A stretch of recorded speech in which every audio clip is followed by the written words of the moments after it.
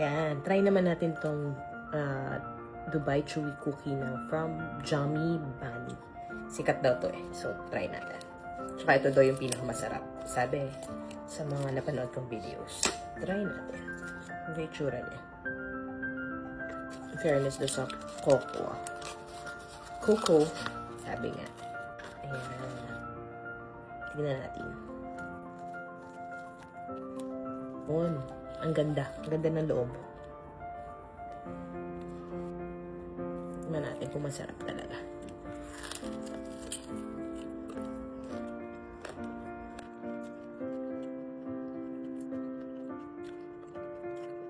Sarap. Dito yung gusto kong medyo creamy. Tapos, labas niya, alam mong marshmallow.